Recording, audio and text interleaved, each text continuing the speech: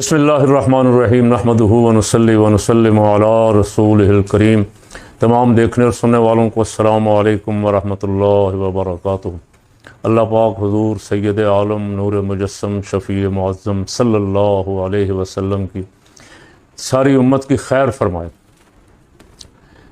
اور خاص کر جو پاکستان میں علماء اہل سنت آپس میں گتھم گتھا ہیں، چھوٹی چھوٹی باتوں کو بڑے بڑے ایشو بنا کے دنیا میں ہونے والے اسلام دشمنی کے واقعات سے صرف نظر کر کے ادھر لگے ہوئے ہیں یا لوگوں کو بھی ادھر لگا رہے ہیں۔ اللہ کریم ان کو دور اندیشی اور حالات اور اسلام کا مفاد دیکھنے کی توفیق عطا فرمائے، اپنے اپنے مفادات سے باہر نکلنے کی توفیق عطا فرمائے۔ پاکستان میں جب سے پاکستان بنا ہے، کبھی بھی کوئی اسلامی جمعیت علماء پاکستان، جمعیت علماء اسلام، جماعت اسلامی، وحدت المسلمین، نفاذ جعفریہ، جتنی بھی تنظیمیں ہیں، لبیک یا رسول اللہ، لبیک پاکستان، ان میں سے کوئی ایک بھی آج تک اقتدار میں نہیں آئی۔ ہاں، ایسا ہوا کہ جنرل ضیاء الحق کے دور میں جماعت اسلامی اور جے یو آئی کو کچھ وزارتیں دو چار مل گئیں، وہ حکومت میں رہے، لیکن پھر جلدی چھوڑ کے باہر آ گئے، اور انہوں نے دیکھا کہ ہمارے مطالبات، ہمارے مقاصد یہاں پورے نہیں ہوں گے، ہمیں جد و جہد والا راستہ ہی اختیار کرنا چاہیے۔ بعد میں بھی ایسا چلتا رہا، کچھ دیر کو ایک جماعت کا کوئی وزیر ایک آدھا لے لیا گیا، کوئی دوسری کا ایک آدھا لے لیا گیا، لیکن جس سے آپ کہتے ہیں نا اقتدار، اس میں آج تک کوئی دینی جماعت جو ہے اس فل اختیار اور اقتدار اس کو نہیں مل سکا، نہ ملا ہے۔ تو پھر سیکولر طبقے کا دینی جماعتوں پہ الزام لگانا کہ دینی جماعتوں کی وجہ سے ملک آگے نہیں جا رہا، ملک پیچھے جا رہا ہے، ملک ترقی نہیں کر رہا، نمبر ایک۔ نمبر دو، مولانا کچھ دیر مختلف جماعتوں کے ساتھ مل کے حکومت میں رہے۔ مولانا سے مراد مولانا فضل الرحمان، اور وہی سیاسی جماعتیں جو جب ضرورت پڑتی ہے تو ان کو اپنا باپ کہتے ہیں، یہ ہمارے والد کی جگہ ہیں، وہ جب وہ تھوڑا سا مولانا سیدھے ہوتے ہیں، آنکھیں دکھاتے ہیں، یا دوسرے لفظوں میں اگر اصلی بات کہوں تو سچ کہتے ہیں، جب وہ سچ کہتے ہیں، حقائق بیان کرتے ہیں، تو پھر ان کی کردار کچھ شروع ہو جاتی ہے۔ مولانا نے اتنے 100 ایکڑ زمین لی، مولانا نے یہ بنا لیا، مولانا نے وہ بنا لیا۔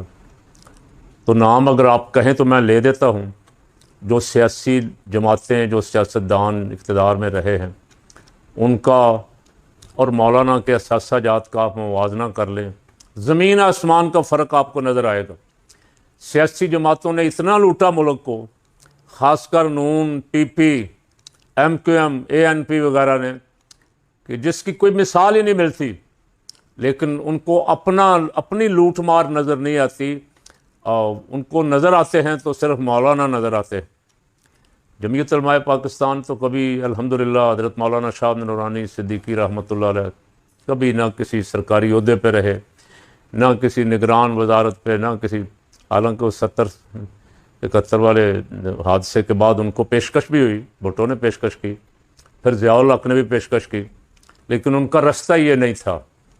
آج میں ان کے ماننے والوں سے، ان سے محبت کرنے والوں سے بھی کہتا ہوں کہ مولانا شاہ نورانی کا رستہ کبھی بھی اقتدار اور مفادات نہیں تھا، اور ان کا رستہ اللہ کی راہ میں حق کے لیے، نظام مصطفیٰ صلی اللہ علیہ وسلم کے لیے جد و جہد کرنا، اور ان کی خواہش تھی پاکستان میں حضور کا نظام نافذ ہو جائے، یہاں غریب، مسکین، ٹھکرائے ہوئے لوگ جو ہیں ان کو عزت ملے، اور جو لوٹ مار کرنے والے ہیں ان کو احتساب کے کٹہرے میں لایا جائے۔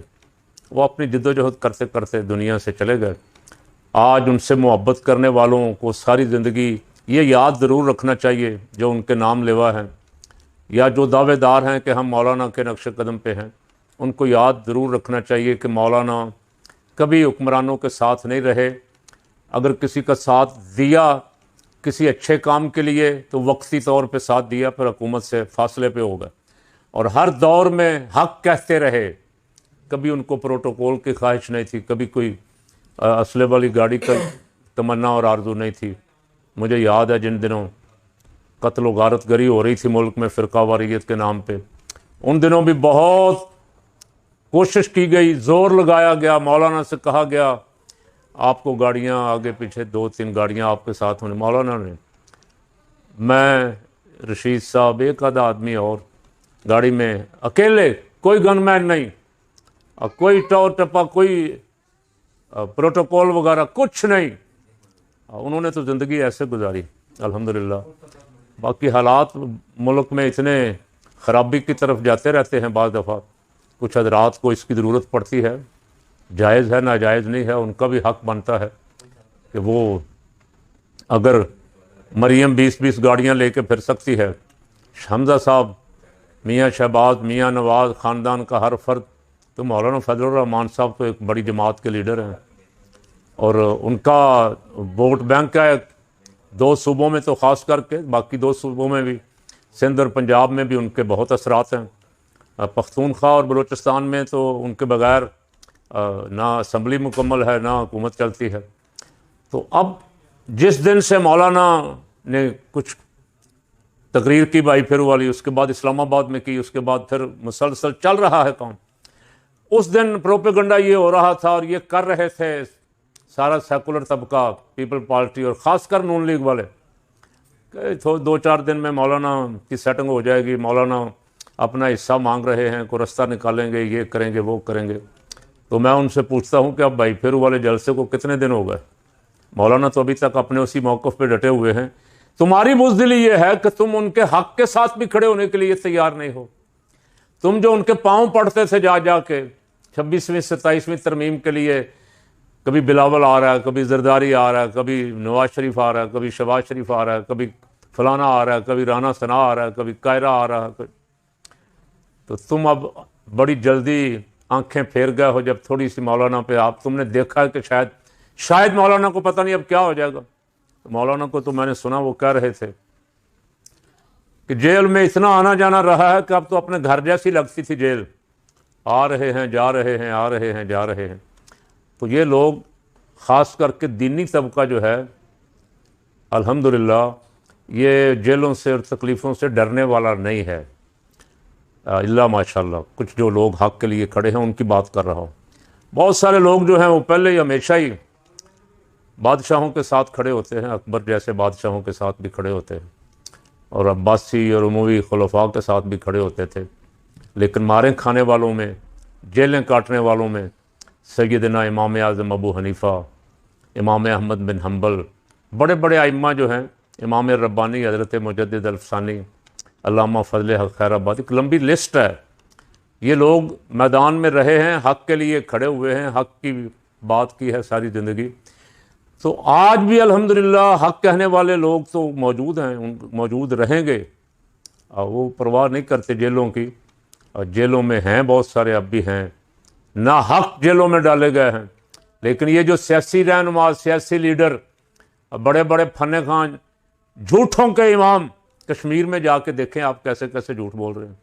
ہم ہوتے تو موٹر وے ایسے ہو جاتی، ہم ہوتے تو بجلی ایسے ہو جاتی، تمہارے وعدے تو بلاول اور مریم، تمہارے وعدے تو قوم نے پچھلے 24 کے انتخابات میں دیکھے نہیں کہ ہم 300 یونٹ فری کر دیں گے، ہم سستی کر دیں گے، پیٹرول سستا کر دیں گے۔ تم نے پیٹرول کا، بجلی کا اتنا بیڑا غرق کیا کہ عوام کا جینا ہی مشکل کر دیا پاکستان میں۔ غریب کے لیے تو اب 2 وقت کا کھانا جو ہے وہ مصیبت بنا ہوا کہ کہاں سے لائیں گے، کیسے کھائیں گے، بل دے، بچوں کی فیسیں دے، گھر بچوں کے لیے کوئی کھانا پکانا، کیا کرے؟ جھوٹ بول بول کے میں ان ووٹروں پہ بھی 1000 افسوس کا اظہار کرتا ہوں جو اس سارا کچھ دیکھنے کے باوجود بھی ان کو ووٹ دیں گے۔ کچھ لوگ دیں گے، کچھ خود ڈال دیے جائیں گے، اگر وہ بھی نہ آ سکے تو پھر کوئی 47 دے دیا جائے گا، لو بھائی۔ کل میں نے کہا، رانا ثناء اللہ نے کہا، اور رانا ثناء اللہ نے کہا تو میں نے رانا ثناء اللہ کا وہ موقف جو تھا، میں نے کہا کہ رانا ثناء اللہ کہہ رہا ہے کہ 3000 ارب روپیہ سندھ حکومت اب تک دبئی شفٹ کر چکی ہے، کوئی پوچھنے والا ہے ان سے؟ الیکشن ہے نا، تماشا کر کے لوگوں کو تھوڑا سا دکھانا ہے۔ اور آج میں نے سوشل میڈیا پہ کوئی کلپ دیکھا قمر زمان قاہرہ کو مالک صاحب پوچھ رہے ہیں کہ رانا صاحب نے یہ کہا ہے، تو قمر زمان قاہرہ اس کا جواب دینے کی بجائے غصہ کر گیا. کس پہ؟ مالک پہ، رانا پہ نہیں. مالک پہ غصہ کر گیا. کہتا ہے رانے نے تو ایک دفعہ کہا، آپ 4 دفعہ میرے منہ پہ کہہ چکے ہیں، آپ کہہ رہے ہیں کہ رانا کہہ رہا. تو قاہرہ صاحب، آپ بڑے پیپل پارٹی کے دانشوروں میں شامل ہوتے ہیں، لیکن جب اپنے آتی ہے تو پھر آپ کا غصہ بھی دیکھنے والا ہوتا ہے اور دلیل کے بغیر بات کرنا بھی آپ کا دیکھنے والا ہوتا ہے. آپ کو چاہیے تھا آپ رانا ثناء اللہ کی اس بات کا جواب دیں کہ رانا ثناء اللہ غلط کہہ رہا ہے، جھوٹ کہہ رہا ہے. ہم تو کرپشن کو حرام سمجھتے ہیں، ہم نے تو کبھی کرپشن کے پیسے کو ہاتھ ہی نہیں لگایا. یہ کہنا چاہیے تھا، یا رانے کو چیلنج کرنا چاہیے تھا. اور رانے پہ تو آپ کو غصہ نہیں آیا، اس لیے کہ پارٹنر رہنا ہے ایک دوسرے کے. دونوں کو پتا ہے کہ ایک دوسرے نے کتنی کرپشن کی ہوئی ہے. ہیں جی، عوام پہ آپ کو غصہ آتا ہے. عوام پوچھ رہی ہے وہ 300 یونٹ آپ نے فری دینے تھے، وہ کہاں گئے؟ یہاں تو یہ عالم ہے 200 پہ 199 پہ اگر بل 3000 کا ہے تو 201 پہ وہ 9000 کا ہے. پھر ایک دفعہ 9000 آ گئے تو 9 ہی آنا ہے. اور جس کی 10-12 ہزار تنخواہ ہے تو خدا تمہیں خوف عطا فرما دے. اور دیکھو وہ بیچارہ کیسے گزارا کرتا ہے. اس سے کوئی فکر اور غرض آپ کو نہیں ہے. آپ کو غرض اپنی ذات سے ہے، کرسی سے ہے، پروٹوکول سے ہے، اپنی کرپشن سے ہے، اپنی لوٹ مار سے ہے. پیسہ سرکار کا ہے، غریب عوام کا خزانہ ہے، ٹیکسوں کی کمائی ہے. جا کے کشمیر میں آپ جتنے مرضی اعلان کریں، جتنے مرضی بڑے بڑے جلسے کر لیں. جلسے کے لیے فقیر کی بھی ساری زندگی جلسوں میں گزری اور الحمدللہ اس کا بہت تجربہ ہے جلسے کامیاب کیسے ہوتے ہیں. لیکن ہم نے کبھی تمہاری طرح نہیں جلسے کیے. جلسے ہم نے بھی کیے، مینار پاکستان بھی کیا، موتی دروازے بھی کیا، نشتر پارک بھی کیا، بلوچستان بھی کیا، پشاور بھی کیا، لیاقت باغ راولپنڈی میں بھی کیے، جلسے بھی کیے، کامیاب بھی ہوئے. تمہاری طرح نہیں ہوئے. تم یا پیسوں کا لالچ دیکھے، امیر مقام کو پیسے بانٹتے ہوئے دیکھا نہیں ساری دنیا نے سوشل میڈیا پہ؟ جو لوگ لائے گئے تھے پیسے بانٹتے، یا بریانی کی دیگوں پہ، یا بسیں بھر کے کرایہ دے کے اور ان کو ساتھ خرچہ دے کے. تو جو آپ کے پاس پیسہ ہو، پیسہ بھی سرکاری خزانے کا ہو، گاڑیاں بھی سرکاری خزانے کی ہوں، وسائل بھی سارے سرکار کو، جتنا مرضی آپ جلسہ کر لیں. لیکن فقیر پھر آج دوبارہ آپ کو کہہ رہا ہے اگر تھوڑی بہت انسانی، اخلاقی، جمہوری غیرت ہے تو آزادانہ الیکشن کرواؤ. حصہ لینے تو پی ٹی آئی کو بھی، حصہ لینے تو لبیک کو بھی. پھر بھی آپ جیت جائیں تو فقیر آپ کو دونوں ہاتھوں سے سلام کرے گا. لیکن اگر آپ ڈرتے ہیں، دوسری پارٹیوں کے جھنڈے سے بھی ڈرتے ہیں، نشان سے بھی ڈرتے ہیں، نام سے بھی ڈرتے ہیں، ان کے امیدواروں سے بھی ڈرتے ہیں، اور کہتے ہیں کہ ہم عوامی لیڈر ہیں، ہم سیاستدان ہیں، تو اس کو میں تو کیا کوئی شخص ماننے کے لیے تیار نہیں ہے. یہی تو وجہ ہے کہ ہماری حکومت کیوں نیچے جا رہی. امریکہ اس پہ راضی، سعودیہ اس پہ راضی، ایران اس پہ راضی، عرب ممالک اس پہ راضی. نیچے کیوں جا رہی ہے؟ اس لیے کہ اس کے عوام اس پہ راضی نہیں، اور اس کے جھوٹوں اور کرپشن کی وجہ سے اللہ ان پہ راضی نہیں ہے.